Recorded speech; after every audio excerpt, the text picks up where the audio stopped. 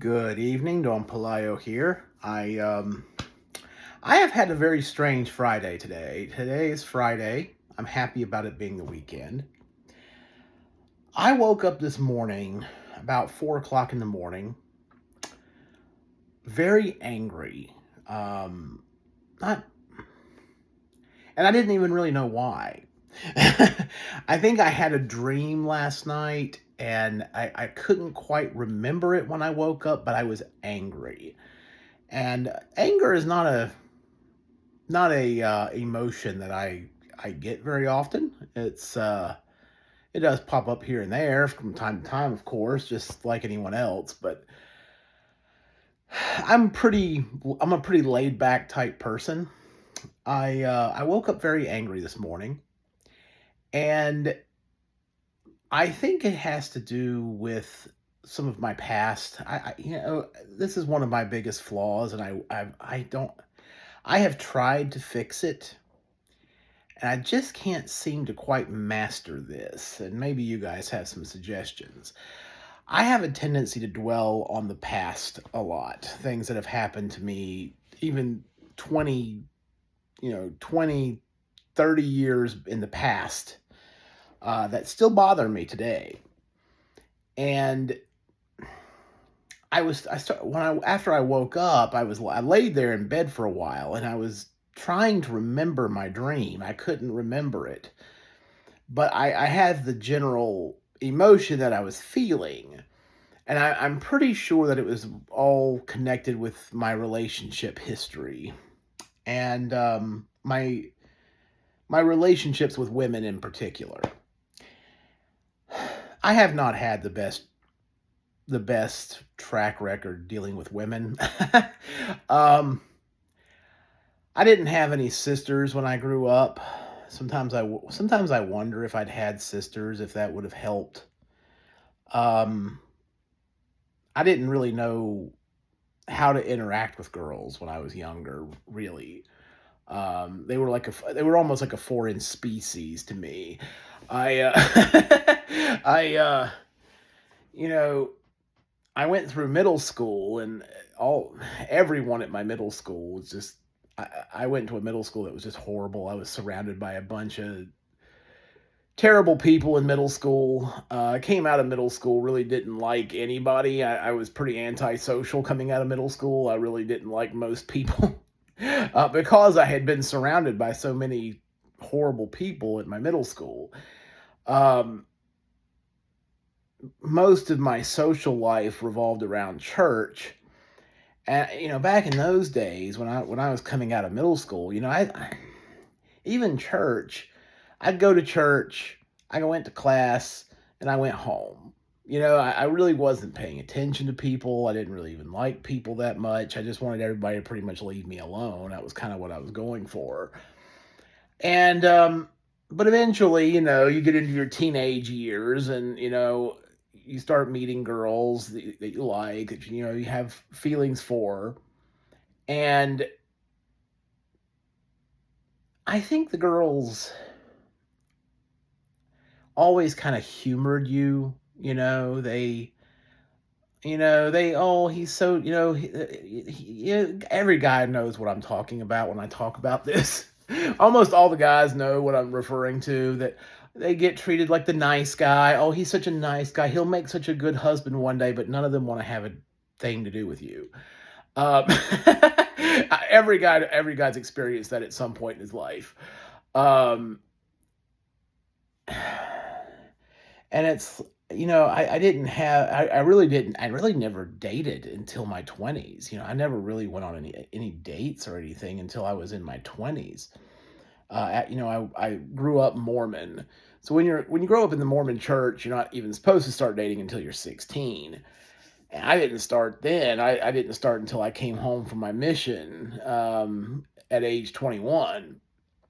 And I started dating a little bit then, and it didn't take long. In the Mormon church, they kind of push marriage on you. And a year and a half later, I was married. I met a girl through church, and she seemed nice enough, but the truth is, I didn't really know her that well.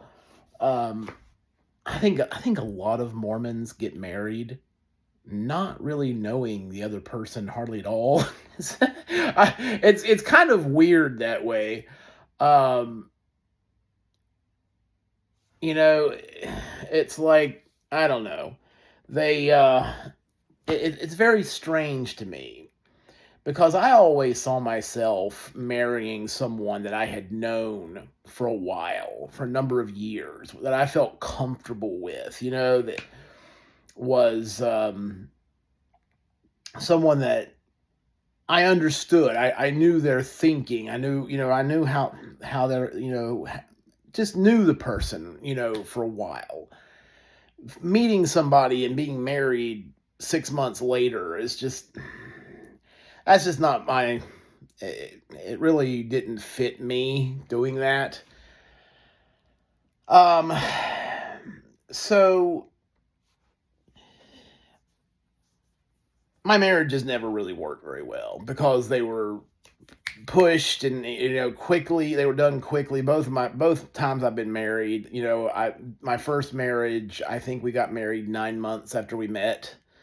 And then my second marriage, we got married probably about uh well, my second marriage, I met her online and we talked online for a few months. Probably about 6 months before we actually met. And then we met in March, and then we got married in July. So we met and got married 4 months later. So that type of marriage just I don't think works for me. I think I'm the type person that I need to know the person for a while. Um, I don't know if I'll ever get married again. I'm 48 years old now, and to be honest with you, I'm pretty comfortable being on my own. I hate saying that, but it's true. I'm a bit of a I'm a bit of an introvert. I do like having my own space and having time to myself, which I never got when I was married. When you're married, you as a man, you never get time to yourself. You're either at work or you're doing things with the family. It's like, when do you ever get time to be by yourself doing your own, doing your own interests and things? It's like it never happens. So it never happens. When you're single, I still have to work, but I can come home from work. I know that I'm going to walk into a house. There's peace and quiet. There's no yelling and screaming going on. And I can focus on my hobbies. I can do things, work on things, my goals. Like there's a million things I can do being by myself. When you're married, you don't have that luxury. Um, so I just don't know if I would ever go back down that road again. Some people are like, oh, you should, try again, try. It's like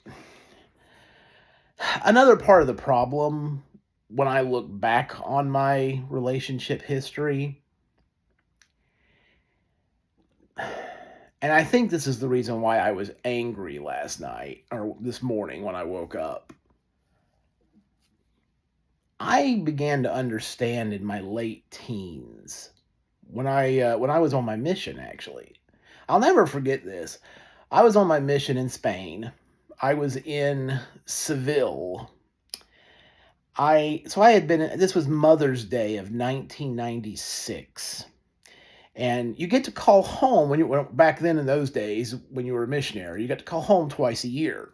You could call home on Christmas and you could call home on Mother's Day. And so we would call home twice a year. It was Mother's Day, and I called home.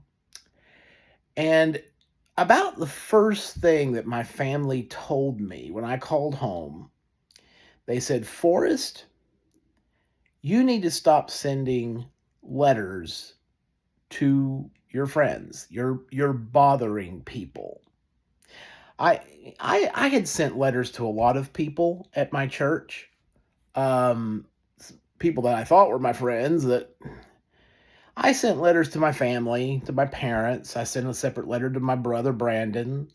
I sent letters to my male friends, some of my male friends. I sent letters to some of my friends that were girls. And I never even considered that I might be bothering people. But my family told me that I needed to stop, that I was bothering people by sending them mail, by sending them letters.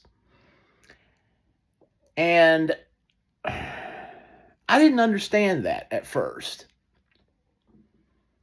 It did bother me a little bit, but I followed my family's advice and I stopped sending mail. And as I thought about it, and as I got the only reason why it would bother someone is because deep down, these people don't, pardon the language, these people don't give a shit. So, um, and I began to realize that. Um, I began to realize that. So I began to realize that when I was on my mission in Spain. And after I came home, I didn't see that there was any reason for that to change. There was no reason for that status to change. And it was funny because when I came home from my mission, I had gotten fitter. You leave the United States, you get in better shape. I lost like 40 pounds in Spain. I got tan, and I looked a lot better when I came home. And then they seem interested, and it's like, why has it changed? I'm still the same person. I don't feel like I'm any different. But now, just because now they seem to want to talk to me. And I was like, fuck, screw that. I'm sorry. Screw. I don't. I have no. No. I'm still at the point where I'm bothering people. So I'm. I just preferred keeping that status at that point. Anyway.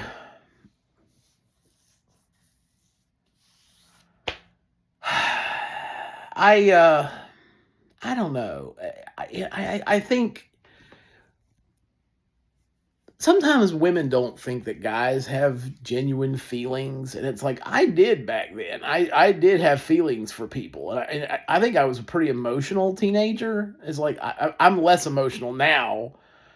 Back then, I really was kind of an emotional teenager. I actually had feelings for people, and then it was just like and so when I began to realize that none of these people care whatsoever,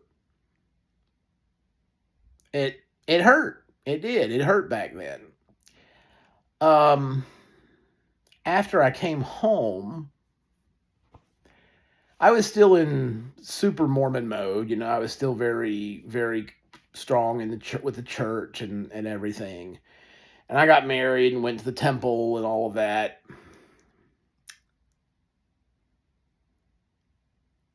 I can't say that I regret getting married because I did have my oldest daughter. I had my oldest daughter from that marriage. I just, I didn't marry the right person. Um, and I'm not saying that in a mean way. It's just that my heart had been kind of devoted to one particular girl for a while, and I struggled with that. I still struggle with that to this day, actually. Um, Gosh, it's been so long, and it's still every single day I think about this one person from my past.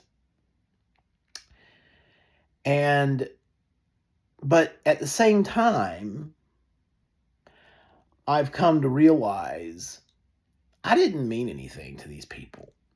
I deep down inside, I didn't really mean anything to any of these people. And that's been a real hard pill for me to swallow. It was. When I was in my 20s and I began to realize all of this, it hurt. There was a lot of pain and a lot of bitterness. Now, I've changed a lot. I don't get emotional about this stuff, at least not hurt feelings anymore. There's probably more anger toward, not, I don't know if anger is the right word, but maybe a bit of resentment, maybe a bit of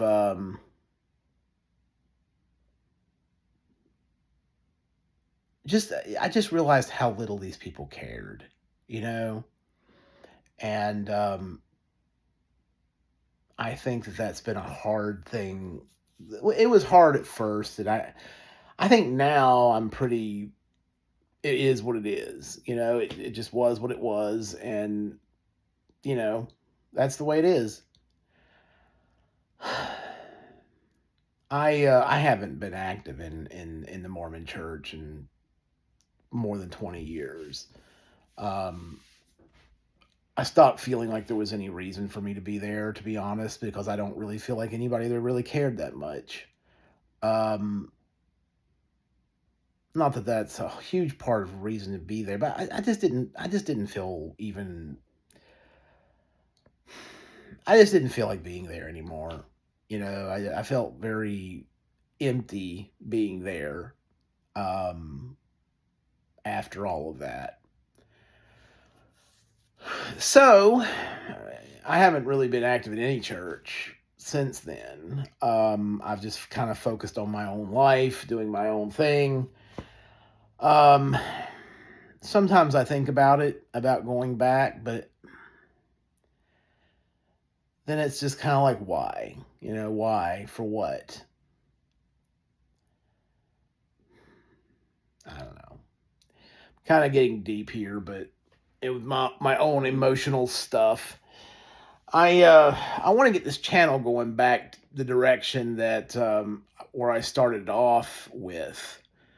Our society is weakening, has been weakening for a while. I think some of the things that I've been dealing with are part of it, or symptoms of it. Um, we've got to start finding ways of strengthening our society, and maybe we need to do more local activities, like making sure that we meet our neighbors, maybe doing things with our neighbors, some sort of social events, like real healthy stuff. I don't know. I'm thinking about a lot of things right now, but our culture needs a change, a big, big change.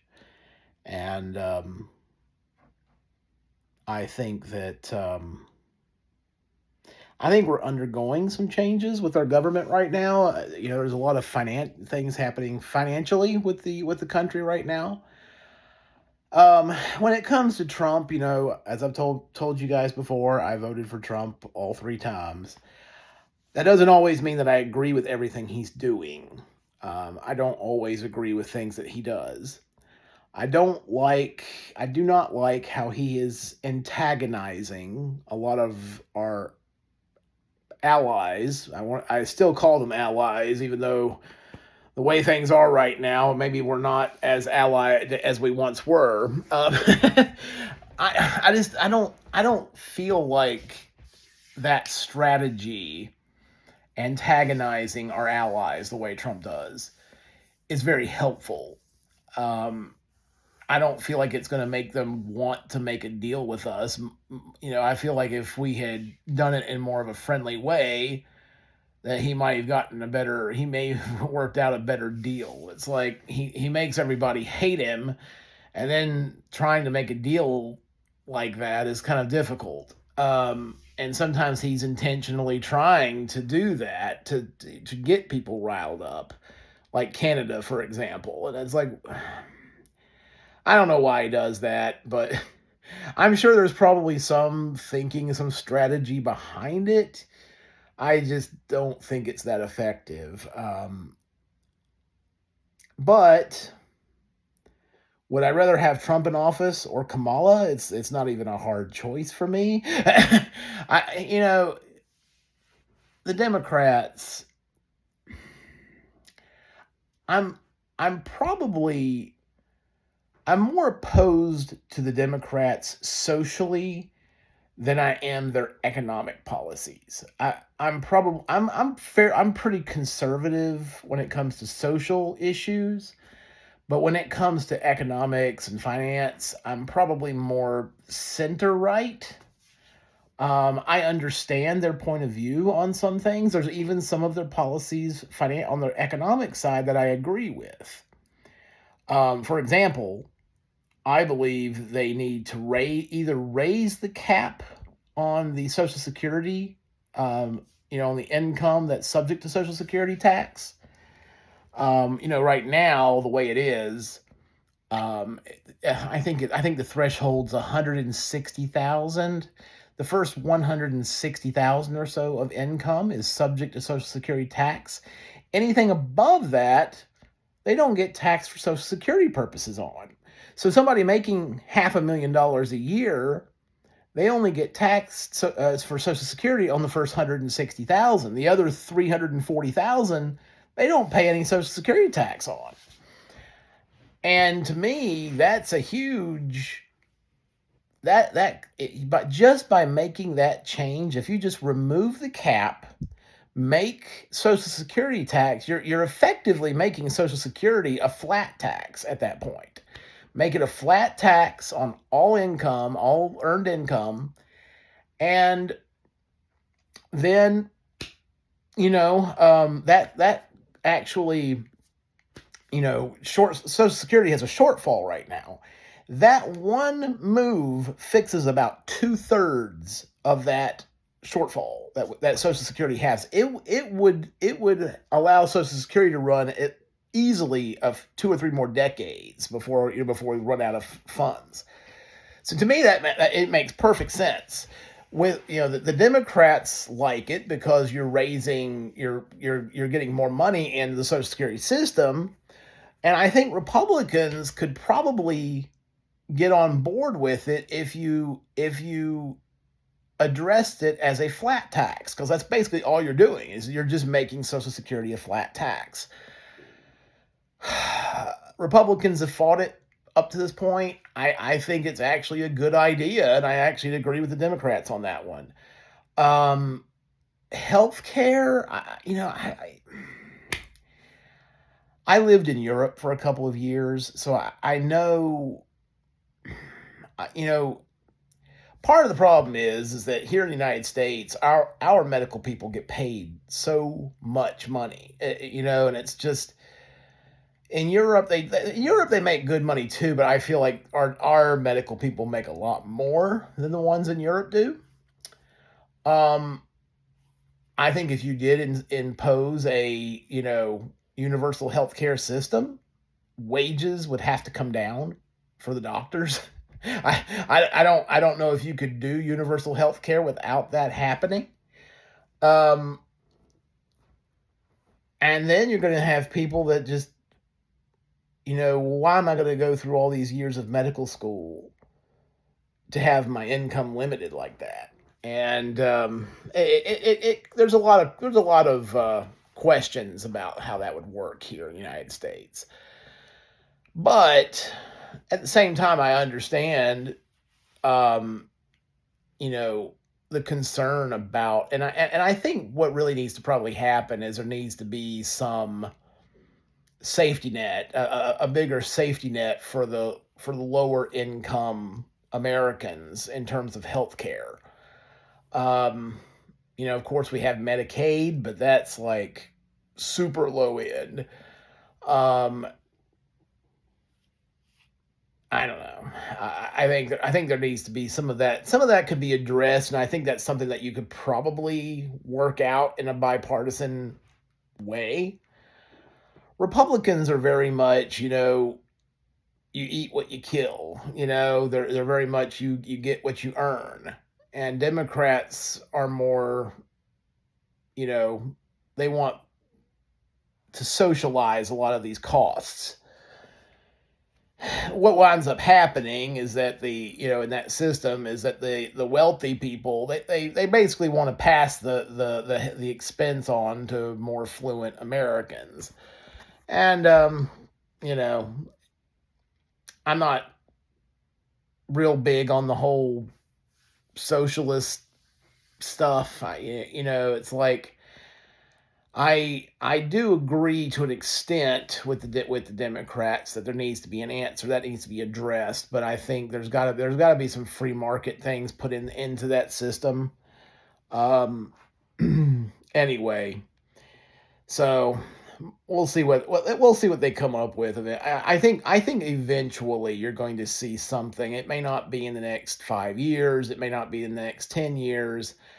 I think somewhere along the line, there's going to be some solutions addressing that here in the United States. I I don't know where I'm going with all this, but I I do agree with Democrats occasionally on some of these fiscal things. When it comes to social issues, Democrats have just gotten so weird. I mean, I'm sorry. That side of things, I am just very traditional with things. To me, a male is a male. A male is a male. A female is a female, and that's just the way it is.